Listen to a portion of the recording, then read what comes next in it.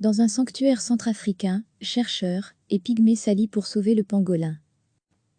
On distingue à peine sa silhouette préhistorique, tandis qu'il progresse lentement dans les arbres de la forêt équatoriale centrafricaine. Mais les pisteurs n'ont qu'à écouter le froufrou de ses écailles caressant les feuillages pour le repérer. Contre les prédateurs, le maladroit pangolin à longue queue ne peut compter que sur son camouflage d'écailles brunes et sur sa petite taille. Un maigre arsenal. Mammifère le plus braconné au monde, le pangolin est victime d'un trafic intense sur le continent africain. Selon une étude internationale publiée en 2017 par la revue Conservation l'été, entre 400 000 et 2,7 millions pangolins sont chassés chaque année dans les forêts d'Afrique centrale. Comble de malheur pour lui, le mammifère est aussi soupçonné par une équipe de chercheurs chinois d'avoir transmis le nouveau coronavirus à l'homme, sur un marché de gibier à Wuhan, en Chine. Une théorie contestée par nombre d'experts, mais qui aurait dû cependant rendre sa chair ou ses écailles moins prisées en Afrique comme en Chine. Hélas, le spécimen du jour est chanceux. Les forêts du parc national de Dzanga-Sanga, dans l'extrême sud-ouest de la Centrafrique, sont le dernier sanctuaire de vie animale, dans un pays ravagé par la guerre civile. Et l'un des rares refuges au monde pour ce mammifère menacé d'extinction.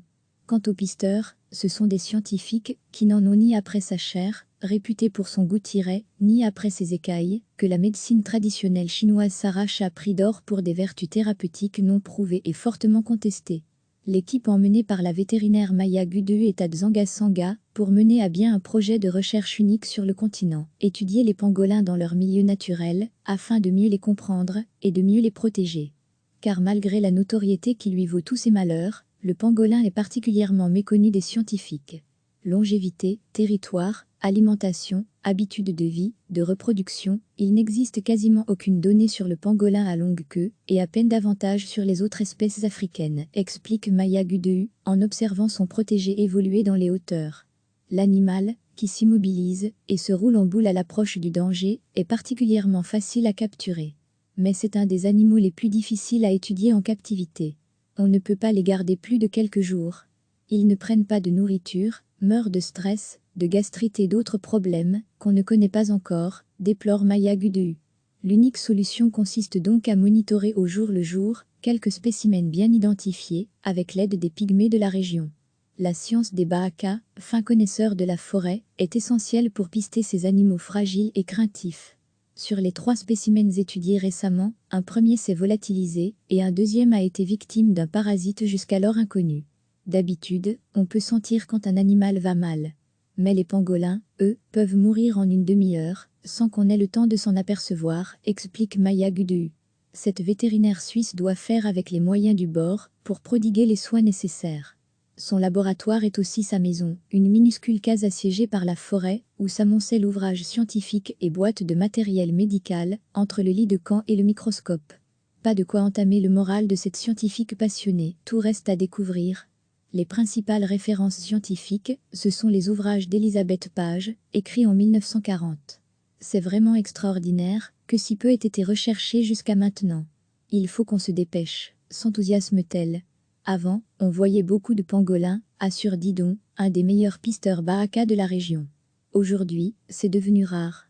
Même si les 4 espèces présentes en Centrafrique sont protégées, la loi est bien difficile à faire respecter. Les 2/3 du territoire sont aux mains de groupes armés rebelles. Contrairement aux éléphants, les pangolins sont très difficiles à suivre, et c'est rare de pouvoir arrêter les braconniers pendant la chasse, explique Louis Aran, en charge du Parc national pour le Fonds mondial pour la nature, WWF. On doit s'en remettre aux saisies sur la route, et à nos informateurs. Quelque part dans les bureaux du parc, il faut pousser une porte de métal pour avoir un aperçu de l'ampleur du trafic. Des caisses sur des étagères débordent d'écailles qui étaient destinées au marché chinois, un butin estimé à plusieurs centaines de milliers d'euros. Ici, beaucoup de gens font ça, assure un chasseur de la région sous couvert de l'anonymat. Un pot d'écailles de pangolin, ça se vend environ 30 000 francs CFA, 45 euros. S'il y avait du travail ici, les gens ne chasseraient pas, assène-t-il. Chaque semaine, recevez l'essentiel de l'actualité sur le thème de l'Afrique. Toutes les infos du continent africain bientôt dans votre boîte de réception. On distingue à peine sa silhouette préhistorique, tandis qu'il progresse lentement dans les arbres de la forêt équatoriale centrafricaine. Mais les pisteurs n'ont qu'à écouter le froufrou de ses écailles caressant les feuillages pour le repérer. Contre les prédateurs, le maladroit pangolin à longue queue ne peut compter que sur son camouflage d'écailles brunes et sur sa petite taille. Un maigre arsenal. Mammifère le plus braconné au monde, le pangolin est victime d'un trafic intense sur le continent africain. Selon une étude internationale publiée en 2017 par la revue Conservation l'été, entre 400 000 et 2,7 millions de pangolins sont chassés chaque année dans les forêts d'Afrique centrale. Comble de malheur pour lui, le mammifère est aussi soupçonné par une équipe de chercheurs chinois d'avoir transmis le nouveau coronavirus à l'homme, sur un marché de gibier à Wuhan, en Chine. Une théorie contestée par nombre d'experts, mais qui aurait dû cependant rendre sa chair ou ses écailles moins prisées en Afrique comme en Chine. Hélas, le spécimen du jour est chanceux. Les forêts du parc national de Dzanga-Sanga, dans l'extrême sud-ouest de la Centrafrique, sont le dernier sanctuaire de vie animale, dans un pays ravagé par la guerre civile. Et l'un des rares refuges au monde pour ce mammifère menacé d'extinction. Quant aux pisteurs, ce sont des scientifiques qui n'en ont ni après sa chair, réputée pour son goût tiré, ni après ses écailles, que la médecine traditionnelle chinoise s'arrache à prix d'or pour des vertus thérapeutiques non prouvées et fortement contestées. L'équipe emmenée par la vétérinaire Maya Gudu est à Dzanga-Sanga pour mener à bien un projet de recherche unique sur le continent, étudier les pangolins dans leur milieu naturel, afin de mieux les comprendre et de mieux les protéger. Car malgré la notoriété qui lui vaut tous ses malheurs, le pangolin est particulièrement méconnu des scientifiques. Longévité, territoire, alimentation, habitudes de vie, de reproduction, il n'existe quasiment aucune donnée sur le pangolin à longue queue, et à peine davantage sur les autres espèces africaines, explique Maya Gudu, en observant son protégé évoluer dans les hauteurs. L'animal, qui s'immobilise et se roule en boule à l'approche du danger, est particulièrement facile à capturer.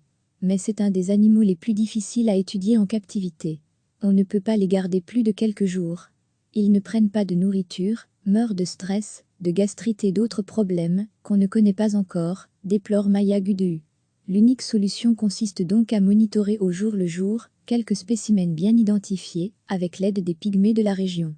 La science des Bahaka, fins connaisseurs de la forêt, est essentielle pour pister ces animaux fragiles et craintifs. Sur les 3 spécimens étudiés récemment, un premier s'est volatilisé et un deuxième a été victime d'un parasite jusqu'alors inconnu. D'habitude, on peut sentir quand un animal va mal.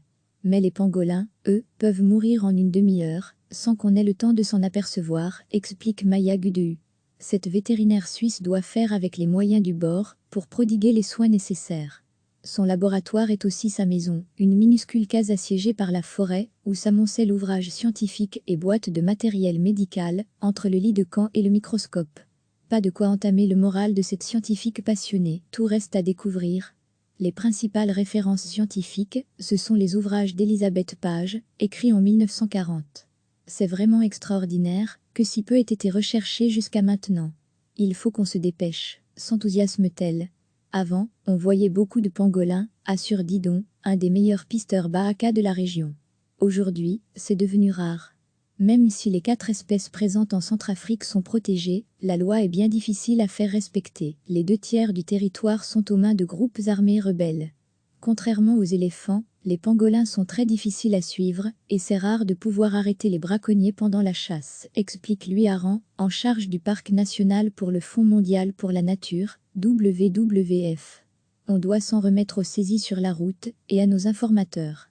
Quelque part dans les bureaux du parc, il faut pousser une porte de métal, pour avoir un aperçu de l'ampleur du trafic. Des caisses sur des étagères débordent d'écailles, qui étaient destinées au marché chinois.